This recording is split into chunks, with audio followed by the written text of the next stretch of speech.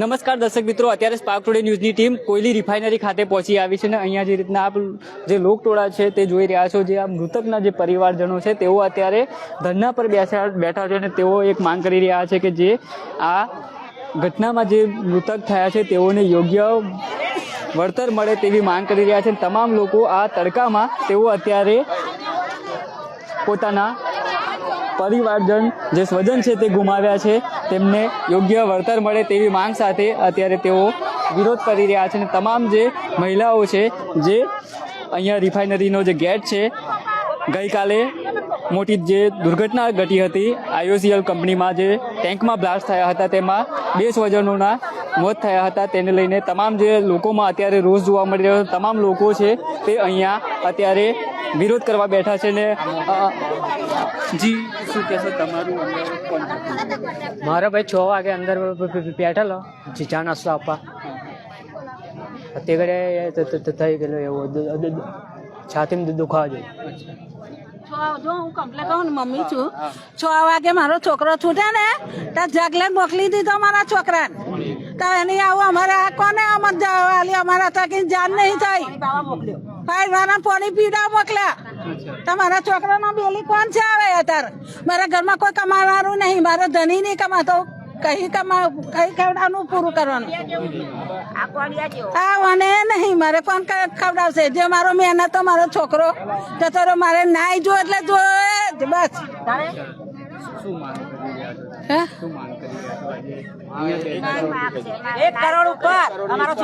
મારો છોકરા નોકરી લેવાનો, મારા છોકરાનું પૂરું જોયે બસ। અમે તો સાચો ન્યાય મળે અમને, રિફાઇનરી કંપની આપે અમારા મારા છોકરા પૈસા તો કાલે આવીને વાપરી જશે, પણ અમારો છોકરો કઈ લાવીશું? અમારા છોકરોની જવાબદારી છે। 1 કરોડ ઉપર જોવે તો જ તમારી વિડીયો બંધ કરી દો, કોઈ વિડીયો ના પાડશો, વિડીયો ઉતારી તમે જતા રહેશો, પણ અમારો છોકરોને શું થાય? 10 છોકરાને શું થાય? આ જેનો છોકરોને શું થાય તમે વિચાર કરો। વિડીયો અમારે કોઈની નથી જોતી, 1 કરોડ ઉપર અમારે માગણી જોવે અને આ બધું પબ્લિક આગળ સાફ થશે। આ કહી દીધું, તમાર છોકરાનો સહારો તો આ ગોળીઓ સિવાય 10 જણને પાલવાનો તો। જી દર્શક મિત્રો, અહીંયા તેમની જે મૃતકની પત્ની છે તેમની સાથે પણ આપણે વાત કરીશું। મારા પતિનો ન્યાય જો 1 કરોડ જો નકર મારા પતિની બોડી ઘેર ના આવે, મારા છોકરાને કોણ પાલવશે? હવારોના નોકરી જાય, ઘેર આવે ટાઈમે અંદર મોકલે, અંદર હરકતું તો એમને મોકલવાની શું જરૂર? ને આટલું થાય તો એ લોકોએ અમને જણાય નહીં, અત્યાર લગી નહીં કીધું, એ લોકોની ફરજ નહીં અમને કહેવાનું, અમને કહેવાનું નહીં। તારે મારો છોકરો હવારોનો વાત જોવે, પપ્પા કઈ આ લોકોએ કશું કીધું? અમે 10 જણ છે કમાવાવાળા, મારો માણસ એકલો કમાતો તો હવે કોણ અમારે ખવડાવશે? અમાર જમીન બમીન કશું નહીં, મારે મારા પતિનો ન્યાય જોવે પાક્કો। શૈલેષની કાકી તો મારે 1 કરોડ ઉપર જોઈએ, નકર શૈલેષ નામે બોડી ઉઠાવવા તૈયાર નથી બસ। મિત્રો, આ તમામ જે પરિવારજન છે તેઓમાં રોજ જોવા મળી રહ્યો છે અને આ જે 2 નાના બાળકો જુઓ છો તેમના પિતા છે તે ગઈકાલે જે બ્લાસ્ટની ઘટના ઘટી હતી તેમાં તે આગમાં તેઓ આવી ગયા હતા અને જે રીતના તમામ જે લોકો છે અત્યારે અહીંયા પરિવારજનો છે જે મૃતકના તેઓ અત્યારે રોડ પર બેઠા છે અને વિરોધ કરી રહ્યા છે કે તેઓ જે રીતના અહીંયા જે ઘટના ઘટી છે તેમાં જે મૃત થયા છે તેઓને યોગ્ય વળતર મળે તેવી માંગ કરી રહ્યા છે। એ છોકરાને છૂટવાના ટાઈમે સાહેબોએ નાસ્તો આપવા મોકલ્યો ને તારે એ છોકરાને આવું થયું ને, અને છોકરા જેના છોકરાને કોણ જવાબદારી હતા? કોને બાયડીને પાલવ્યા હતા? જવાબદારી કોઈ લેશે નહીં? તો એ લોકોને જણાવવાની ફરજ નહીં, બસ એમને એની જ પડેલી હતી। અત્યારે બાયડી છોકરોને કોણ છે ધણી? જી દર્શક મિત્રો, તમામ જે અહીંયા લોકો છે તેઓમાં પણ રોષ જોવા મળી રહ્યો છે અને જે આ ધીમત જે મકવાણા છે તેઓ પણ અહીંયા ફરજમાં કામ કરતા હતા। શું કહેશો? ખૂબ દુઃખદ ઘટના ઘટી છે, ત્યારે તમે અહીંયા બેઠા છો। મૃતક ધીમત છે એ મારો સાળો છે। હવે ગઈ છે કાલે 3:15ની આસપાસ આ ઘટના બની અને અમને 4 વાગે ખબર પડી અને 6 વાગ્યાના અમે અહીંયા 200 વ્યક્તિ બેઠા છે।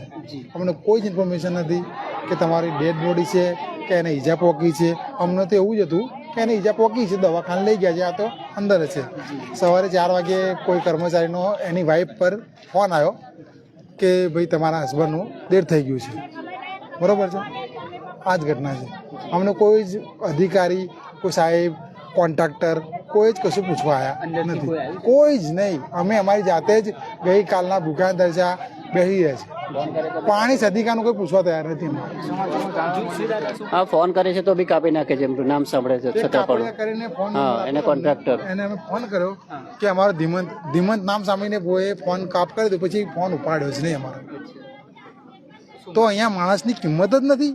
કૂતરા બરોબર સમજે છે આ લોકો. કૂતરા બરાબર જ છે એમ કહું છું, માણસની કોઈ કિંમત જ નથી. સમજે છે. જ્યારે કામ હતું ત્યારે બોલાવતા હતા. હા, ઘર જ હતી તારે એવા આપણને બોલાવતા હતા, અત્યારે ઘર જ મટી ગઈ એટલે સામું જોતા નહીં. કોઈ પણ કંપની તરફથી કોઈ જવાબ નથી મળ્યો, કોઈ મેસેજ નથી મળ્યો, કોઈ માહિતી નહીં મળી. આ તો જાહેરમાં શું છે, મોબાઈલમાં આવ્યાથી જાણવાથી અમે અહીંયા બધા આવી ગયા. બાકી એ લોકોએ કોઈ જાતની અમને કશી માહિતી, કોઈ જાણકાર કશું આપી નહીં.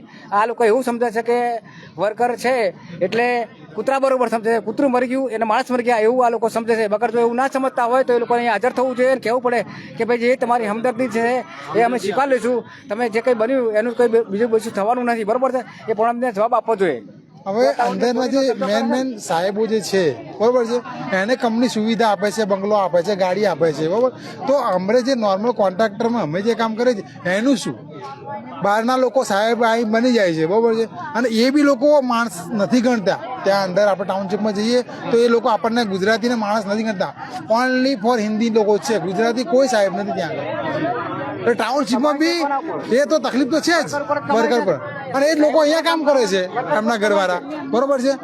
એટલે હવે આ તકલીફને નિરાકરણ લાવે એ અમે માગીએ છીએ, બીજું શું માગવાનું? નથી બતાવ્યા સર, અમને બતાવ્યા ને ડેડ બોડી શું છે કે એને ઈજા, અમને તો એવું હતું કે એને ઈજા પહોંચી છે. પાછો સવારે જ્યારે 4 વાગે ફોન આવ્યો કે આવું થયું ત્યારે અમને ખબર પડી છે. મિસિંગ છે એવો જવાબ આપેલો. હા, તમારા ઘરવાળા મિસિંગ છે એવો જવાબ આપેલો. તો મિસિંગ નો મતલબ શું થાય સાહેબ? વ્યવસ્થિત જવાબ આપવો જોઈએ ને કે શું છે, અમને ખાતરી કરીને. 5 વર્ષનો બાબો છે, બરોબર છે, વાઈફ છે એની, અને મમ્મી પપ્પા છે, એમનું શું? અને ઘરનો જે કમાતો હતો વ્યક્તિ, એના પપ્પાને બીપીની પ્રોબ્લેમ છે, બરોબર, એ ગોળીઓ ખાઈને જીવે છે ભાઈ, બરોબર છે. ડ્રાઈવર છે તો ગાડી અમે ચલાવવા નથી દેતા અમને. હવે આ છોકરો જે કમાતો હતો એ જ છોકરાને આવું થયું છે. બે એના બીજા ભાઈ છે જુદા રહે છે, પણ તો ફેમિલી છે એટલે અલગ તો રહે છે, બરોબર છે, પણ આ સાથે રહેતા હતા. તો હવે આ એના મમ્મી પપ્પાનું શું, એની વાઈફનું શું, એના છોકરાનું શું, એના બાબાનું શું, બરોબર છે. અત્યારે નોર્મલ તમે સ્કૂલમાં ભણાવવા જાઓ તો કેટલી ફીસ છે તો તમને ખબર છે, સરકારને ખબર છે. ફી લૂંટવામાં તો સરકાર પાછી મૂકતી નથી, પાછી પાનો. એટલે એ રીતે જે બી નિરાકરણ સરકાર લાવે અને એ લાવે અમને તો મંજૂર છે, બરોબર છે. એ રીતે વાત કરવાની આપણે. ફર્સ્ટ ઓફ ઓલ અમારે તો મારો છોકરો જોઈએ, બતાવો પહેલાં પહેલો, બરોબર છે. હજી એ પણ નહીં બતાવ્યું. હજુ બતાવ્યા જ નહીં. બતાવ્યું જ નથી. એના પપ્પાને બી જોયું નથી. એના પપ્પા તો ભાનમાં જ નથી, સમજી લો, એના પપ્પા ભાનમાં નથી, વાત કરે એવી કોઈ એ જ નથી. અહીંયા ધર્મેન્દ્રસિંહ વાઘેલા બાપુ છે, તેઓ પણ અહીંયા આવી પહોંચ્યા છે અને આપણે તેમની સાથે પણ વાત કરીશું. જી સાહેબ, અત્યારે તમે પણ આવ્યા છો અને તમામ લોકો છે તે એક સહાયની રાહ જોઈ રહ્યા છે. મારે રિફાઇનરીની મેનેજમેન્ટ સાથે વાત થઈ છે. રિફાઇનરી 15 લાખ રૂપિયા સુધીની સહાય આપવાનું કહેતા મેં સરકારમાં દરમિયાન કરીને રિફાઇનરીને 20 લાખ રૂપિયા સુધીનું વળતર આપવા માટે થઈને અત્યારે મારી મિટિંગ છે અને રિફાઇનરીનું ટોપ મેનેજમેન્ટ ઓલમોસ્ટ તૈયાર થઈ ગયું છે અને 20 લાખ રૂપિયાનું વળતર હમણાં થોડી વારમાં રિફાઇનરી જાહેર કરશે. જી, તમે પણ ગઈકાલે આખી રાત અહીંયા હતા અને તમામ ફોન પર તમે અપડેટ લેતા હતા, શું કહેશો? કાલ રાત્રિ હું અહીંયા છું અને સવારમાં વહેલા ઉઠીને રિફાઇનરીના મેનેજમેન્ટ સાથે બંને પરિવારને 20 લાખ રૂપિયા વળતર મળે એનો સતત મારો સરકાર સાથેના પ્રયત્ન કરીને સરકારશ્રીએ પણ અહીંયા સૂચના આપી છે કે ધારાસભ્યશ્રી જે કહે છે એ પ્રમાણેનું વળતર બંને પરિવારને ચૂકવવું. એટલે અત્યારે રિફાઇનરી સાથે મિટિંગ છે અને બંને પરિવારને 20 લાખ રૂપિયાનું વળતર ચૂકવવામાં આવશે. જી, ચોક્કસથી દર્શક મિત્રો, આ હતા ધારાસભ્ય ધર્મેન્દ્રસિંહ વાઘેલા બાપુ. તેઓ છે તે અત્યારે પરિવારજનો છે, જે મૃતક જે પરિવારજનો છે તેમની સાથે મળવા માટે આવ્યા છે.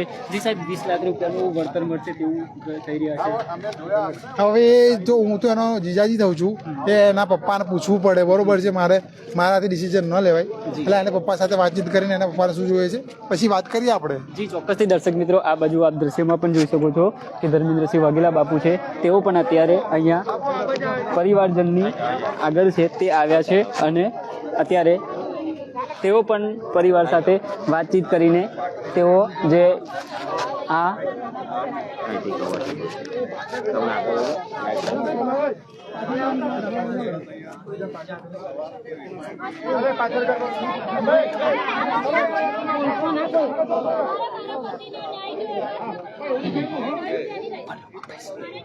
હાલ જે રીતના પોલીસના ઉચ્ચ અધિકારીઓ છે તેઓ પણ અહીંયા પહોંચ્યા છે અને ધર્મેન્દ્રસિંહ વાઘેલા બાપુએ જણાવ્યું કે જે પરિવારજનો છે જેમના ઘરના જે દીવા બુજાયા છે તેઓને 20 લાખ રૂપિયાની જે સહાય છે તે આપવાની વાત છે તે તેમને કરી છે.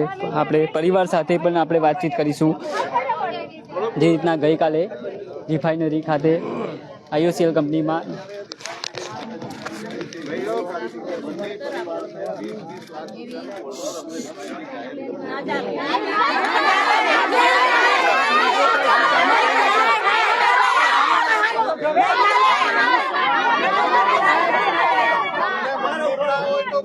તમારે વધારે જોઈતું હોય તો વધારે, તમારે મંજૂર ના હોય તો આપણે કોઈ વળતર લેવાની જરૂર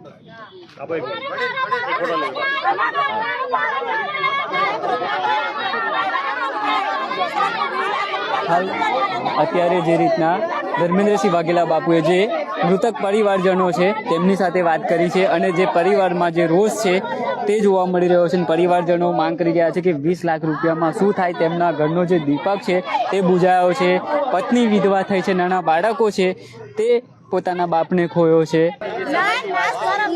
મારે નહીં જોતા, મારે 20 લાખ હું કરવા, મારે મારો માણસ જોવે, મારે ન્યાય જોવે, બસ બીજી વાત જ નહીં. મારા છોકરાનું આખી જિંદગીનું ભણતર જોવે, મારો છોકરો મોટો થાય તો એની નોકરી બોકરી બધું જોવે, મારી છોકરી, બસ બીજું કશું મારે જોતું નહીં. મેં શૈલેષની કાકી થઉં છું, 1 કરોડ ઉપર જોઈએ, અમારી માંગ પૂરી કરે તો શૈલેષને અમે ઘેર લાવીએ છીએ, નકર શૈલેષની બોડી અમે ઘેર લઈ નહીં. એ સાહેબને બોલાવો, કમ ના આવે અત્યારે લાગી આયા ઘર, બોલાવો એને. મારા છોકરાને કઈ પૈસા લાવવાના, મારા છોકરાના ના જોવે, બસ મારા છોકરાને વિડિયો ઉતારી તો ના જો તમે માથે લેવાનો છો આગળ, તમારે પૈસા મળી જશે, જાવ નહીં મારે કશું કેવું, બસ તમે માથે લેવાના બોલાવો, મારે અમુક જરૂર છે, બસ બોલાવો કઈ ઉતારીએ. અમે તમારા લીધે જ ને તમારો જ અવાજ ઉપર સુધી પહોંચાડી રહ્યા છે. શૈલેષની કાકી થઉં છું, અમારી માંગ પૂરી કરે તો શૈલેષને અમે ઘેર લઈ જઈશું, બાકી અમે ઘેર લઈ જઈએ નહીં. અહીંયા ઘરે કરીશું અને એને જોડે જોડે પેલા સાહેબને હોય, બસ એ સાહેબને મેન સાહેબને મારે જોઈ, મારા છોકરાને પૈસા આજે છે કાલે નહીં, મારા માણસ પાછો લાવશે અહીંયા 20 લાખ રૂપિયા મારે શું કરવા આયા આગળ, મારા છોકરા તો 20 લાખની જે વળતરની માંગ કરી એ તમને મંજૂર ખરી કે નહીં? ના મારે નથી જોતા. દર્શક મિત્રો, અત્યારે જે ધર્મેન્દ્રસિંહ વાઘેલા બાપુ છે તેઓ પણ આ પરિવાર સાથે આવ્યા હતા અને તેમની સાથે વાતચીત કરી હતી અને તમામ જે લોકો છે તે 20 લાખની સહાયની તે વાત કરી હતી અને તે અત્યારે સહાય જી બાપુ, હમણાં પરિવારની વેદના તમે સાંભળી, પરિવાર વેદના અને તમે 20 લાખની જે સહાયની વાત કરી છે તેઓ પણ અત્યારે અસંતુષ્ટ છે. રિફાઇનરી 15 લાખ સુધીનું વળતર પરિવારને આપવાની વાત કરતા, રિફાઇનરીની સાથે વાટાઘાટા કરતા પરિવારનું જે કંઈ દુઃખ છે અને પરિવારના જે બાળક ગુમાવ્યું છે એનું પૈસાથી કોઈ તુલ્ય ના હોઈ શકે, પરંતુ ક્યાંક ને ક્યાંક નાના બાળકો એના મદદરૂપ થવા માટે થઈને એ લોકોને વળતર મળે એવો મારો પ્રયત્ન છે. અત્યારે રિફાઇનરી 20 લાખ રૂપિયા સુધીના વળતર આપવા માટે તૈયાર થઈ છે, પરંતુ પરિવારના લોકોને 20 લાખ રૂપિયા સુધીનું વળતર મંજૂર નથી. એટલે એમને જે કંઈ લડત છે હું એમની સાથે છું. બાપુ, દર વખત જ્યારે પણ કોઈ દુઃખની ઘડી આવતી હોય ત્યારે તમે આગળ આવતા હોય અને પરિવારજનોને આશરો આપતા હોય છે. આજે પણ એ જે ઘડી છે, પરિવારજનો 20 લાખની સહાય છે તે અસ્વીકાર કરી રહ્યા છે. તમારા તરફથી એ રહેશે કે જે પરિવારજનોને સંતોષ રહેશે? હું પૂરતો પ્રયત્ન કરું છું કે પરિવારને જેટલું બને એટલું વળતર મેક્ઝિમમ મળે. રિફાઇનરીની સાથે અત્યારે હું મિટિંગ કરવા માટે અંદર મેનેજમેન્ટ સાથે જઈ રહ્યો છું. પરિવારના બબે લોકોને પણ મિટિંગની અંદર બોલાવવામાં આવશે અને પરિવારને જ્યાં ક્યાંય સંતોષ થશે એ વાત ઉપર એનો નિર્ણય લેવામાં આવશે.